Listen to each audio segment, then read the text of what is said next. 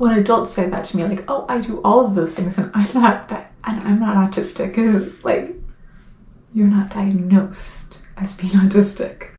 So a not totally infrequent comment I get is from people who stop by and who will watch any of the videos, either videos about the kids or videos where I'm talking about myself and reasons that I was diagnosed or things that I do, and who end up saying, well, I do that, I do all of those things and I'm not autistic. I guess the implied is that you aren't either, your kids aren't either, it's too easily diagnosed. I mean, I do hear that, not daily, but I mean pretty regularly, maybe daily lately. It depends on how hard YouTube is promoting the channel. On days where I get more views, it's definitely daily. So that's what I'm talking about today. There are definitely people in this world who believe that autism diagnoses are just handed out like whatever, that it's way too easy to get a diagnosis, which has not been my experience. I think especially with kids that have ADHD, unless you have a doctor who is really knowledgeable in looking for autism, it can be really hard because ADHD, if you have a kid who has ADHD, like basically our kids do, unless you have a kid that has a major communication delay, ADHD can overshadow autism, because kids who are very verbal, who have ADHD, can talk so much and can be so extroverted that it can overshadow that. People expect kids who are autistic to be quiet and shy and withdrawn, and sometimes kids who have ADHD aren't that, like Sadie and James. Sadie and James aren't introverts. They are very extroverted and they like to talk to everybody. That is not what people expect when they think of autism and kids who are autistic. Doctors who are knowledgeable in kids who are autistic know that, but a lot of people don't. A lot of people don't expect an autistic kid to just be talking to everyone, but that can be part of being autistic too. Some kids who are autistic don't have the same social boundaries. Some of them don't recognize like personal space. Some of them will talk to anyone and everyone around them. Not all autistic people are the same. You have some people who are very, very shy, and you do have people who are very extroverted. For me, as a mom who personally is super introverted and very shy, it was a little bit weird having two kids who are so outgoing. But that is not the subject of today's video. See, I don't think that autism is overdiagnosed. I think probably what a lot of people still don't realize outside of the autism community is that Asperger's is not a diagnosis anymore, at least not in the DSM, so not in the United States. Obviously, I don't agree that diagnoses are handed out too easily. As a person who has been through the diagnosis process myself, who has a husband who I've watched go through the diagnosis process 3 times, he went through it twice with ADHD, because first he was diagnosed with ADHD and then his law school said he needed to go through it again. So he did. And the second time they said he did not have ADHD. I was like, that's insane. And so then after I was diagnosed, along with, at that point, 4 of our children had also been diagnosed as being autistic, he was evaluated again. And when he was evaluated again, he was diagnosed as being autistic and having ADHD also, which the rest of us basically do too. 3 of our kids have an ADHD diagnosis also, and then our 2 younger girls, everyone says they're hyperactive, but they have not been evaluated for having ADHD. But yeah, it's just one of those things. I've been through this process so many times. Our insurance formally, when our girls were in a therapy, they're no longer in anymore. If they wanted to be in it, they had to have yearly reevaluations. Yearly. So every year they had to have a full autism evaluation, which I believe was complete and total overkill. But so I've been through this so many times now, so many times. And it's not really an easy thing unless you have a child like Maggie or Tessie who has major communication issues. But that's not the point. The point to me is that I hear so many people who say like, well, I have all of those things and I'm not autistic. And every time I hear someone say that, I have 2 reactions. On the one hand, it's like, okay, well, when someone says I do that and I'm not autistic, or my kid does that and they're not autistic, it's like, well, one thing doesn't make you autistic. Usually it's one it's many things, and they're usually many things that are taken to extremes. It's not just spinning, it's Tessie spins all the time. It's not just lining up toys one time, it's just she lines up all of her toys all the time. And I gotta not express to you how happy it makes me when I see her toys lined up, because I love lining these up. I love the order. I love everything about it. Every time I see her toys lined up, I just want to take pictures of them. I love the way she lines them up. It is just everything in the whole world. It makes me so incredibly happy. Okay, we're moving on. Usually it is many things, and they are things that are taken to the extremes of what you normally see. So no, if your child likes to spin sometimes, that does not make them autistic. If your child likes to line things up sometimes, and that is the only thing that you see, that does not make them autistic. It is a combination of a lot of different things, and that is how you receive a diagnosis. And it isn't a bad thing.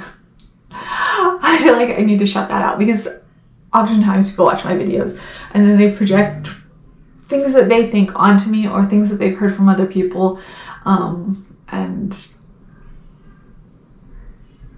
that's why my hair is like this, from just like, no, I'm kidding.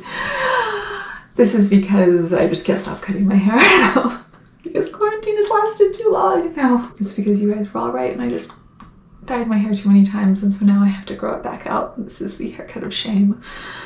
Only shame because I cannot pull off a short haircut like so many people do. I looked at pixie haircuts. This is an ADHD tangent. I'm very sorry that you have to endure this with me, but it's what happens when you have ADHD.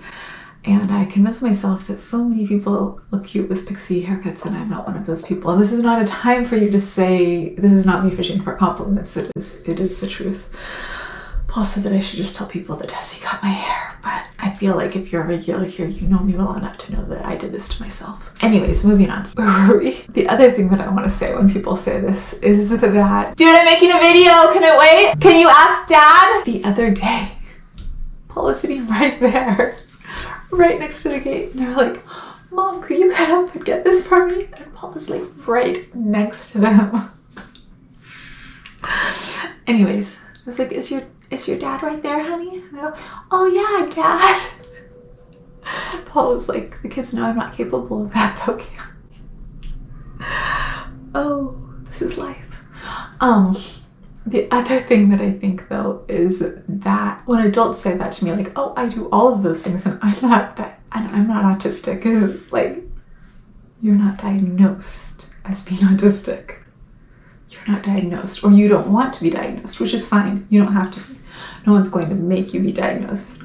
But it doesn't, if you do all of these things, and you've done all of these things, and you did all these things as a child, it doesn't mean you're not autistic, hun.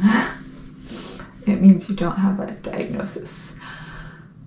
Especially when people are like, and my kids, I did all those things, and they've just told me that their, kids are autistic. Like, yeah.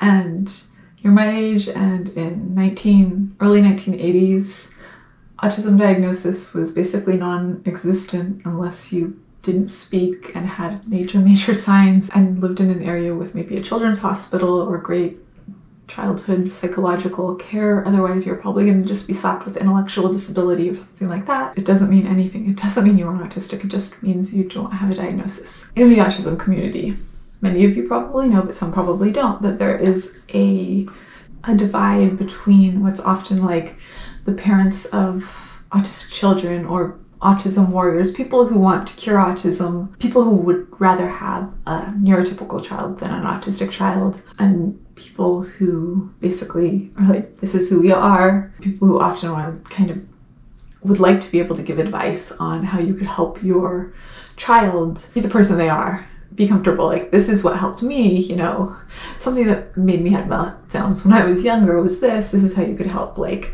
when I was a little kid, there were sounds that made me feel really uncomfortable, and ear covering things would really help, and that's why I have them for like James and Tessie, and sometimes for Patrick when he's doing schoolwork because he gets really frustrated. Stuff like that, or like certain textures. For me, it's mostly sounds and textures.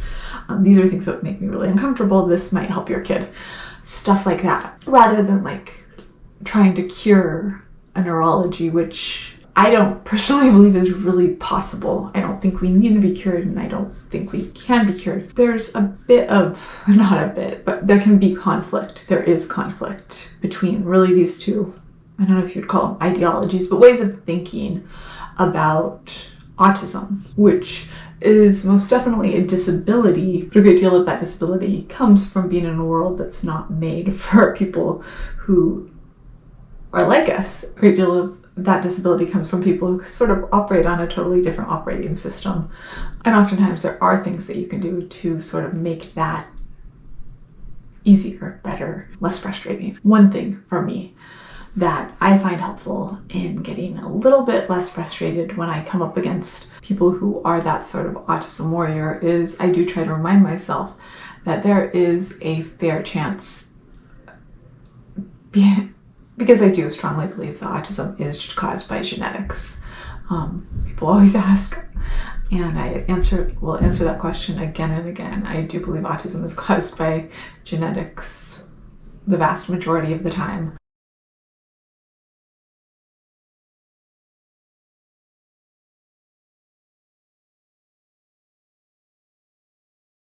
Many autistic people have special interests, and I think that with a lot of these people, with a lot of people who do go on into that autism warrior mode, autism has become their special interest because there is so much propaganda out there by certain organizations like Autism Speaks. They get sucked down that rabbit hole of a cure. It's the first thing that they come across, unfortunately, and it seems like the way to go. They don't really know better, and it's and I understand it's totally harmful. It's harmful to their children.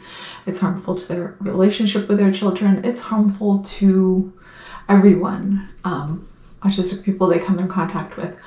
But I try to keep in mind that there is a fair chance that they might be autistic themselves, and that hopefully if they come in contact with these ideas over and over again, that it will start to get through. Because I remember when our girls were first diagnosed, it seemed like all of the things that I came across first were so scary. And thankfully I did have a friend who was like, be careful. So at least that tempered my response to it. It didn't totally save me from everything, but it definitely made me distrustful of Autism Speaks from the very start, which was a wonderful thing for me. But while I still definitely find myself on a regular basis getting frustrated with some of these things, I try to at least temper it with that idea, because I think that there is probably a fair portion of parents that are in that position that are probably also autistic themselves, and that doesn't excuse it, but I think it kind of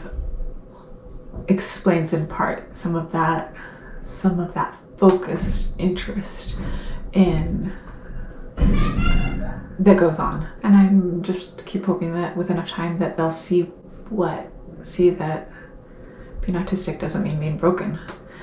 Because I know even from some comments I get that way of thinking does get passed on to kids. I get comments here occasionally that just break my heart, and it makes me so upset with the parents of some of the people that have commented, because those type of comments get to me the most from other autistic people that were just really hurt by their parents. Anyways, I know this has kind of been really all over the place today. I guess that's a big part of why we have to keep doing this. That's why we have to keep spreading not awareness but acceptance, because someday when kids are getting diagnoses, it shouldn't be fear that parents are feeling, and I just hope someday I'm alive to see that. Anyway, that is it for today. If you like this video, we'd love it if you'd give it a thumbs up, and if you're interested in all things autism, we'd love it if you'd hit subscribe, and I'll see you tomorrow. Bye.